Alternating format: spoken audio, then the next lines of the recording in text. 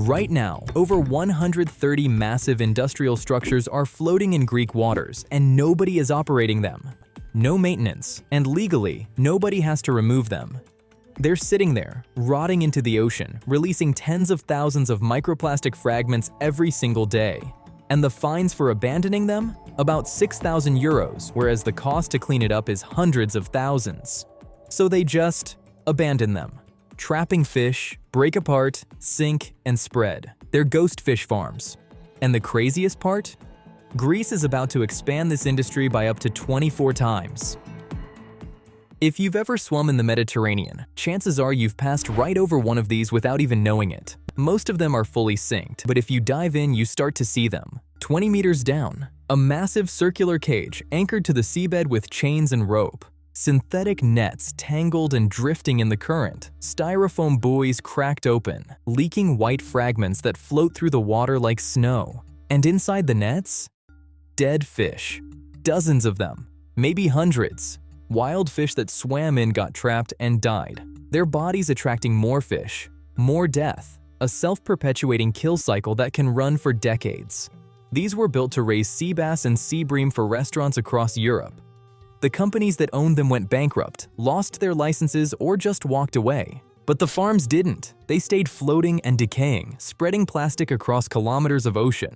And recent satellite analysis has identified more than 130 suspected ghost farm sites in Greece alone. Only 22 have been physically confirmed by divers so far. That's just one country. Chile has them, Canada has them, and most of the world hasn't even started looking yet. So how does this happen? How do you just abandon a multi-ton industrial structure in the ocean and walk away? It starts with the law. In Greece, aquaculture companies are required to remove their farms when operations end. They even pay a financial deposit up front, which they're supposed to get back only after cleanup is completed. Sounds reasonable, right?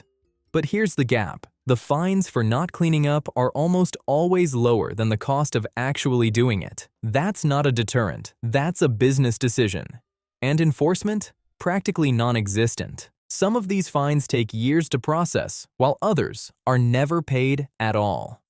There's a cleanup diver who works with Healthy Seas, the NGO leading most of these removal operations, who described finding a farm in 2023 that had been abandoned for 12 years.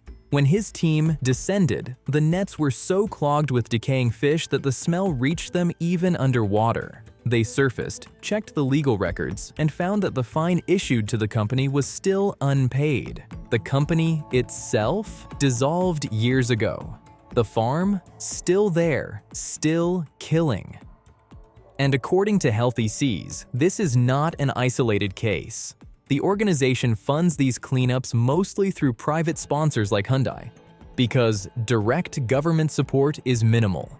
Their divers work in near-zero visibility, risk entanglement in collapsing nets, and spend about 5 days dismantling just 18 cage sections.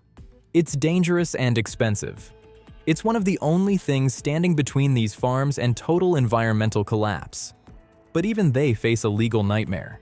In some cases, the original owners, companies that abandoned the farms over a decade ago, have sued the cleanup teams. Their claim: damage to functional equipment that's been rotting underwater for 10 years. And because of these lawsuits, some cleanup operations get delayed by a year or more. So the very people trying to fix the problem are being punished for it. These farms are built with high-density plastic pipes, synthetic nets, and styrofoam-filled buoys. Styrofoam, technically expanded polystyrene, or EPS, is incredibly brittle. When it cracks, and it does constantly, it releases thousands of tiny fragments. These don't biodegrade. They just break into smaller and smaller pieces. And because they're so light, ocean currents carry them for kilometers. Researchers have found these fragments far from the original farm sites, scattered across coastlines, floating in open water, embedded in sand. So the plastic enters the marine food web, bioaccumulates as it moves up the chain, and eventually ends up on your plate, inside your body. Greece is planning a massive expansion of its aquaculture industry. Some zones are projected to grow up to 24 times their current size. 24 times! That means more farms, more cages, more plastic. And unless the laws change, more ghosts. Because this has already happened before. In Chile, a rapid aquaculture boom led to so much marine debris that the government was forced to ban styrofoam buoys entirely and mandate air-filled alternatives. Greece hasn't implemented those restrictions yet, so what's stopping the same environmental collapse from happening here, but on an even larger scale? There are solutions: air-filled buoys, wooden structures, even experimental materials made from mushroom composites. These alternatives exist, but they cost more upfront, and in an industry where companies can abandon a site and pay a €6,000 fine instead of a six-figure cleanup, there's no financial incentive to use them. The system is broken, the enforcement is broken, and the ocean is paying the price. If nothing changes, we're looking at an exponential scaling of this problem. Ghost farms are a slow-motion environmental disaster that most people will never see because they're underwater, out of sight.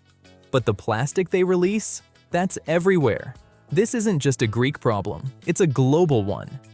I've put links in the description to Healthy Seas organization working to remove these structures. There are also petitions pushing for stricter enforcement and material bans in Greece and across the EU. This only stops when enough people know it's happening. So if this made you worried or just aware, share it. Talk about it. Because the industry is counting on you not caring. So prove them wrong.